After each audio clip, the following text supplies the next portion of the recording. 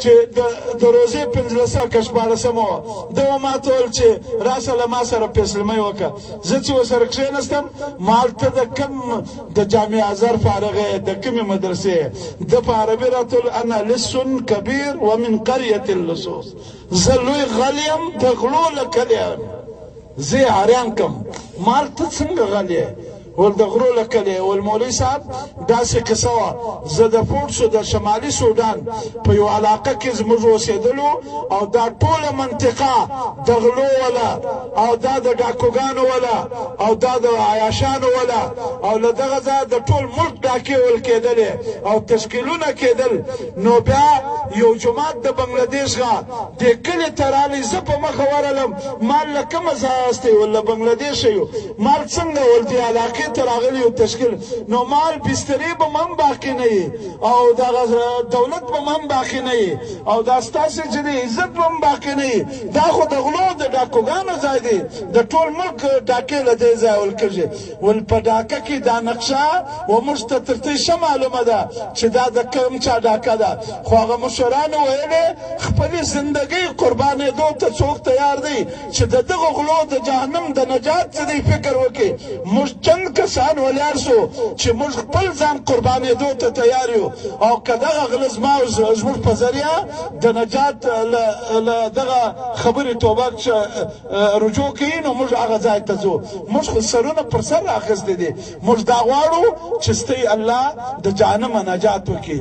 ول هغه راته ویلې بیا راځه زموږ له مصر سره خبره وکړه چې ورلو یو مصر مجمع ناسته وه، یو لوی غټ بریتور ناست و، نوم یې بابو بابو پیژنئ په عربي بابو یو لوی سړي ته ویل.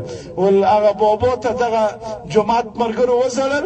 هغه ول څنګه راغلي یاستئ؟ دوی ورته وځړل. بنګلادیش والا د زړو نرم دی چې ویې ځړل. بیا ول څه غواړئ؟ ول دا غواړو چې ته زموږ سره دا ټوله مجمع دا مسجد ته 3 ورځې موږ راغلي یو، زموږ خبره واورئ. هغه ول بالکل بیا زړونه څوک بدلوي؟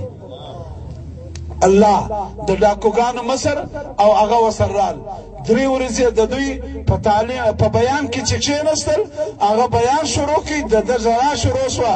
ان قلوب الناس بین اصبعي الرحمن یقلبها کیف یشاء. د انسان ګوتې د انسان زړه د الله د 2 ګوتو په منځ کې دی بلا تشبیه. اور څنګه چې اړوي الله په منټو کې بدلولی شي. دغه لوی بابو ډاکو زړه بدل شو، زړلی. بیا ول څه کول غواړئ؟ ول بس دا 3 شپې زموږ په اعمالو کې شریک سي، په تعلیم او په اعمالو کې 3 شپې شریک شو او چې توبې یې وکړې چهرې یې بدلې شوې. جومات سهار ځینې ولاړې، دا ډاکو ما ته دا واقع بیانوي چې جومات له دغه ځای ولاړې. موږ جومات څه پېژنئ؟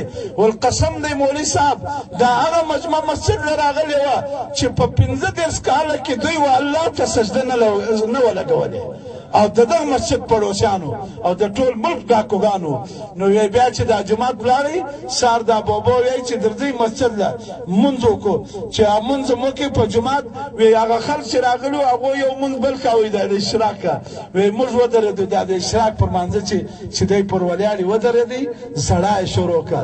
بیا پر رکوع زړلې، موږ ورته ناست وو په سجده شو چیغې ولې. په 2 رکعت کې زړل، 2 سجدې له چې لاړئ ول اشهد ان لا اله الا الله الله اکبر وکي او په سجده کې روح وخاتي. موږ ټولو ډاکوګانو وزړل چې الله څنګه د رحمت انسانان راغلي وو چې موږ د هغه لوی ډاکو نن روح ته په سجده کې وکشي چې د انسانانو ډاکې ولې. بیا موږ هم دا راغلي یو، قسم دی که د یو مدرسې فارغ یو، دا د هغه انسانانو په زړه راغلي یو.